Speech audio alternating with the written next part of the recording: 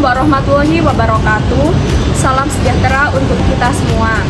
Terima kasih atas kesempatan yang telah diberikan kepada kelompok kami, juga kepada Ibu Fira Nurafini, SEI MSEI, selaku dosen pengampu mata kuliah Ekonomi Makro Islam yang telah membimbing kami dalam memahami materi ini. Kami dari kelompok 5 akan memaparkan hasil analisis artikel jurnal dengan judul Analisis Permintaan Uang Perspektif Islam di Indonesia. Perkenalkan, nama saya Putra Widiana, NIM 033. Saya Yesi Eka Fatmanjarti, NIM 064. Saya Elvi Syakila Ainul Mahfadhar, NIM 076. Saya Aisyah Azwa, NIM 084. Saya Zaura Melia Putri, NIM 138. Saya Safira Fitri Marifa, NIM 254. Dalam penelitian ini, kami bertujuan untuk memahami bagaimana permintaan uang di Indonesia dapat dilihat dari perspektif Islam, di mana fokus utamanya adalah pada sektor real. Dalam ekonomi Islam, uang bukan sekedar komoditas, tetapi alat tukar untuk mendukung bagaimana ekonomi yang produktif. Oleh karena itu, permintaan uang dalam kerangka ini akan lebih ditentukan oleh kebutuhan untuk menjalankan aktivitas bisnis, perdagangan, atau investasi di sektor real. Dengan penelitian ini, kami berharap dapat memberikan pandangan baru tentang hubungan antara uang dan kegiatan ekonomi di Indonesia, sekaligus mendorong praktik ekonomi yang lebih berkeadilan dan sesuai dengan prinsip-prinsip syariat. Semoga penelitian ini bisa memberikan manfaat baik secara akademis maupun praktis. Latar belakang penelitian ini berawal dari evolusi uang, mulai dari barter hingga penggunaan uang komoditas seperti emas dan perak. Karena keterbatasan logam mulia, manusia beralih ke uang koin dan uang kertas, hingga akhirnya menggunakan uang fiat yang tidak memiliki nilai intrinsik. Dalam ekonomi konvensional, uang berfungsi sebagai alat tukar, penimbun kekayaan, dan spekulasi, serta dapat berkembang melalui bunga. Sebaliknya, ekonomi Islam memandang uang hanya sebagai alat tukar dan satuan nilai, melarang penimbunan untuk mencegah konsentrasi kekayaan dan mendorong peredaran uang di sektor real untuk mendukung aktivitas ekonomi produktif. Hubungan antara uang beredar dan sektor real dapat dilihat dari produk domestik bruto atau PDB yang mencerminkan nilai total barang dan jasa di suatu negara.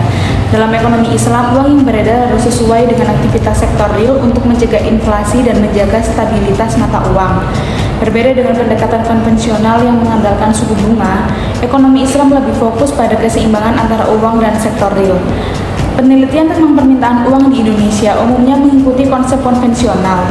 Namun, kajian syariah menunjukkan bahwa permintaan uang lebih stabil karena tidak tergantung pada suku bunga, tetapi kondisi sektor real.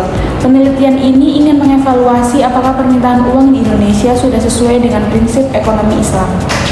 Metode penelitian yang digunakan dalam artikel jurnal ini adalah penelitian kuantitatif yang menganalisis permintaan uang dalam perspektif ekonomi Islam di Indonesia. Data sekunder diperoleh dari Badan Pusat Statistik dan Bank Indonesia mencakup jumlah uang beredar dan produk domestik bruto dari tahun 1992 hingga 2021. Lalu, metode analisis yang digunakan adalah statistik deskriptif dan regresi linier sederhana untuk mengevaluasi pengaruh PDB sebagai variabel eksogen terhadap jumlah uang beredar sebagai variabel endogen. Penelitian ini didasarkan pada teori permintaan uang dalam Islam yang menyatakan bahwa jumlah uang beredar ditentukan oleh kebutuhan aktual untuk kegiatan ekonomi real. Hasil penelitian dari artikel ini ada analisis deskriptif, yaitu jumlah uang beredar adalah total uang yang digunakan dalam perekonomian untuk transaksi.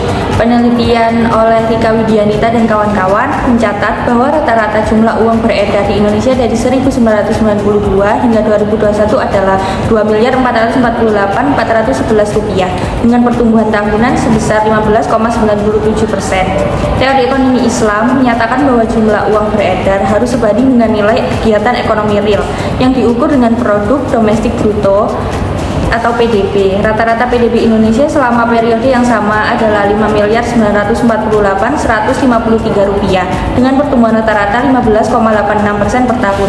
Data ini menunjukkan hubungan antara permintaan uang dan kegiatan ekonomi di Indonesia. Dengan menggunakan analisis regresi yang bertujuan mengukur hubungan linier antara variabel independen dan dependen, hasil analisis menunjukkan nilai koefisien determinasi sebesar 0,986 berarti 98%. Variasi jumlah uang beredar dapat dijelaskan oleh variasi produk domestik bruto. Koefisien regresi PDB sebesar 0,41 menunjukkan bahwa setiap penambahan PDB sebesar 1 miliar rupiah meningkatkan jumlah uang beredar sebesar 0,41 miliar rupiah. Uji signifikan menunjukkan nilai probabilitas 0,00 mengindikasikan pengaruh PDB terhadap jumlah uang beredar signifikan. Kesimpulannya, peningkatan PDB berkontribusi positif terhadap jumlah uang beredar sesuai dengan teori permintaan uang dalam Islam yang menyatakan bahwa uang yang beredar seharusnya mendukung kegiatan ekonomi produktif, sejalan dengan teori kuantitas uang Irving Fisher.